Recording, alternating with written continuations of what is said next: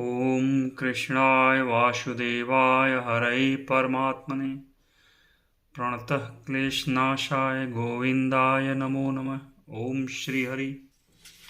ॐ नमो नारायण नारायण हरि हरि।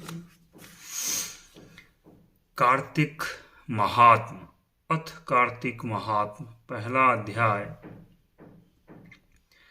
नैमिषारण्य तीर्थ में श्री सूत जी महाराज 88,000 सौनकादिक ऋषियों से बोले, अब मैं आपके सामने कार्तिक महात्म की श्रेष्ठ कथा कहता हूँ, जिसे सुनकर मनुष्य सब प्रकार के पापों से छूटकर बैकुंठ को प्राप्त कर लेता है। सूत जी ने कहा, श्री कृष्ण जी से आज्ञा लेकर नारद जी के चले जाने पर सत्यभामा प्रसन्न होकर श्री कृष्ण से बोली, हे नाथ, मेरा जीवन सफल हो गया। मेरे माता पिता भी धन्य हैं, जो आपकी 16,000 रानियों में मैं अत्यधिक प्यारी हुई। मैंने वह कल्प वृक्ष आदि आपके साथ नारद जी को विधि पूर्वक दान में दे दिया, परंतु वही कल्प वृक्ष मेरे घर में सदा लहराया करता है, जिसकी बात को मृत्युलोक में कोई भी स्त्री नहीं जानती। हे स्वामी, अब मैं आपसे पूछना चाहती हूँ, सो विस्तार पूर्वक कहिए, जिसे सुनकर मैं अपने हित कार्य करूँ, जिसके करने से कल्प पर्यंत भी आप मुझसे विमुख न हो। सूत जी कहने लगे, सत्यभामा के ऐसे वचनों को सुनकर श्री कृष्ण जी हंसते हुए सत्यभामा की बाह पकड़कर कल्प वृक्ष के नीचे गए और बोले, हे प्रिये, 16,000 स्त्रियों में से मुझे तुम प्राणों के समान प्यारी हो। तुम्हारे लिए देवताओं और देवराज इंद्र से भी मैंने विरोध किया था। उस महा अद्भुत वार्ता को सुनो। सूत जी बोले, एक दिन श्री कृष्ण भगवान ने सत्यभामा के साथ गरुड़ पर सवार होकर इंद्रलोक में जाकर कल्प वृक्ष मांगा। तब इंद्र के न देने पर गरुड़ का इंद्र से घोर युद्ध हुआ था। हे प्रिय, जब मैं तुम्हें हर चीज दे सकता हूँ, हर एक कार्य पूरा कर सकता हूँ, तो क्या तुम्हारे आश्चर्यजनक प्रश्न का उत्तर न दूंगा?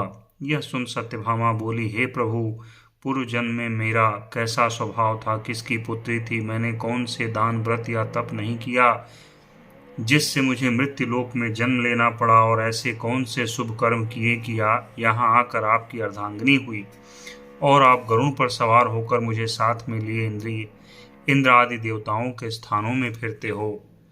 तब भगवान बोले, हे कांते, तुम पूर्व जन्म में किसकी पुत्री थी, कौन से पुण्य और व्रत आदि तथा शुभ कार्य तुमने किए थे, वह सब कहता हूँ। पूर्व समय में सतयुग के अंत में मायापुरी में अत्रि गोत्र में वेदों और यज्ञों का जानने वाला देव शर्मा नाम का ब्राह्मण रहता था। वह रोज अतिथियों की सेवा, हवन, सूर्य भगवान की पूजा किया करता था, इसलिए सूर्य की तरह तेजस्वी था। उस ब्राह्मण के बुढ़ापे में गुणवती नाम की कन्या हुई, जिसका विवाह उस पुत्रहीन ब्राह्मण ने अपने चंद्र नाम के शिष्य के साथ कर दिया, और वे दोनों पिता पुत्र की तरह रहने लगे। एक समय वे दोनों कुशा और समिधा लेने के लिए वन में हिमालय की तलहटी में पहुंचे, तो उन्होंने एक राक्षस को अपनी तरफ आते देखा, जिसके भय से उनके शरीर शिथिल हो गए और उन्हें भागने की भी शक्ति नहीं रही। तब राक्षस ने दोनों को मार डाला। उनके धर्मात्मा होने के कारण मेरे पार्षद उनको बैकुंठ में ले गए। क्योंकि उन्होंने आजीवन सूर्य की पूजा की थी, इसलिए मैं दोनों पर अति प्रसन्न हुआ। जब वे दोनों विमान पर चढ़े हुए सूर्य के समान तेजस्वी रूपवान, चंदन और माला धारण किए वैकुंठ में आए, तब मेरे पास दिव्य भोगों के भोग भोगने लगे। दूसरा अध्याय। श्री कृष्ण भगवान बोले, हे प्रिय, जब गुणवती ने राक्षस द्वारा अपने पिता और पति का मरना सुना तो दुखित हुई और रुदन करने लगी। हे स्वामी, हे पिता, आप मुझे छोड़कर कहाँ चले गए? मैं आपके बिना क्या करूं? अब मेरे भोजन वस्त्र का प्रबंध कौन करेगा? अब मैं किसकी शरणों में विधवा हो गई हूँ। विधाता का मेरे ऊपर कोप हुआ, मैं कैसे जीऊँ? श्री कृष्ण जी बोले, कुकरी के समान विलाप करती हुई, हवा से हिलते हुए केले के पत्ते की तरह कांपती हुई वह पृथ्वी पर गिर पड़ी। थोड़ी देर में सावधान होने पर फिर विलाप करने लगी और शोक समुद्र में डूब गई। उस गुणवती ने घर की सब वस्तुएं बेचकर यथाविधि से अपने पति की पारलौकिक क्रिया की और उसी नगरी में विष्णु भगवान की भक्ति में तत्पर होकर इंद्रियों को वश में कर शांति से रहने लगी। और मरण तक एकादशी और कार्तिक मास के व्रत आदि करती रही। हे प्रिय, यह दोनों व्रत मुझे अत्यंत प्यारे हैं, जिसके करने से भोग और मोक्ष की प्राप्ति होती है, पुत्र और संपत्ति मिलती है। कार्तिक की तुला राशि पर सूर्य निकलने पर महापापी जो भी प्रातः काल स्नान करते हैं वे भी मुक्ति को प्राप्त होते हैं। जो मनुष्य स्नान, जागरण, दीपदान और तुलसी का पालन करते हैं वे विष्णु के रूप हैं। विष्णु भगवान के मंदिर में झाड़ना, सतिया काढ़ना, विष्णु की पूजा आदि का कार्य जो मनुष्य करते हैं वह जीवन मुक्त होते हैं। इस प्रकार वह गुणवती हरेक वर्ष कार्तिक व्रत और विष्णु भगवान का नित्य ही पूजन करती रही। एक समय वृद्धावस्था के कारण दुर्बल होने से, रोग और ज्वर से पीड़ित होने पर भी गंगा स्नान को गई। ज्यों ही पानी में उतरी, जाड़े के मारे कांपने लगी। उसी समय गुणवती ने आकाश से आता हुआ विमान देखा। शंख, चक्र, गदा, पद्म आदि आयुधों को लिए हुए विष्णु के रूप धारण करने वाले पार्षद गरुण की ध्वजा वाले अप्सराओं से युक्त ऐसे विमान में बिठाकर बैकुंठ को ले गए। प्रदीप्त अग्नि के समान कीर्ति वाली गुणवती विमान में बैठी हुई कार्तिक व्रत के प्रभाव से मेरे पास आ गई। जब ब्रह्मादि देवताओं की प्रार्थना से मैं पृथ्वी पर आया तब वे गण भी मेरे साथ आए। हे भामिनी, यह सब यादव मेरे गण हैं और तुम्हारे पिता देव शर्मा भी इस जन्म में सत्राजित हुए और तुम्हारे पति चंद्र शर्मा इस जन्म में अक्रूर हैं।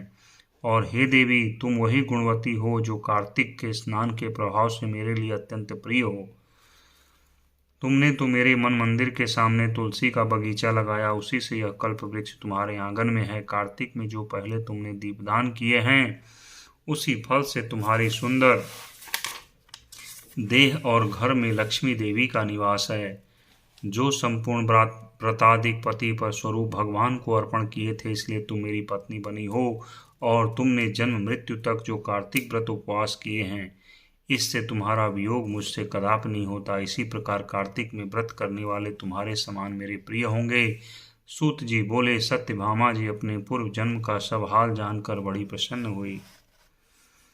तीसरा अध्याय। सत्यभामा बोली, हे भगवान, आप काल स्वरूप हैं और काल के संपूर्ण भाग समान हैं, तब फिर कार्तिक मास ही क्यों श्रेष्ठ है? हे देव, सब तिथियों में एकादशी और सब महीनों में कार्तिक का महीना ही आपको प्रिय है। श्री कृष्ण बोले, हे कांते, तुमने अच्छा प्रश्न किया। एकाग्रचित्त होकर बेन के पुत्र पृथु और महर्षि नारद का संवाद सुनो। जिससे पहले पृथु ने नारद से पूछा, तब नारद जी ने कार्तिक मास की श्रेष्ठता कही। नारद जी बोले, पहले सागर का पुत्र शंख नामक राक्षस त्रिलोकी के मथने में समर्थ हुआ। उसने संपूर्ण देवताओं को जीत स्वर्ग से निकाल इंद्रादि संपूर्ण लोकपालों के अधिकार अपने हाथ में कर लिए। सब देवता उसके भय के मारे अपने अपने स्त्री पुत्र आदि लेकर बहुत वर्ष पर्यंत सुमेरु पर्वत की गुफाओं में वास करते रहे।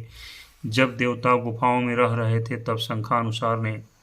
तब शंखासुर ने विचार किया, मैंने देवताओं को जीत तो लिया ही है, तो भी वे बलवान मालूम होते हैं। हाँ, अब जान पड़ा कि वे सब वेद मंत्रों से युक्त हैं, इससे उनके वेद मंत्रों का हरण करने से वे सब बलहीन हो जाएंगे।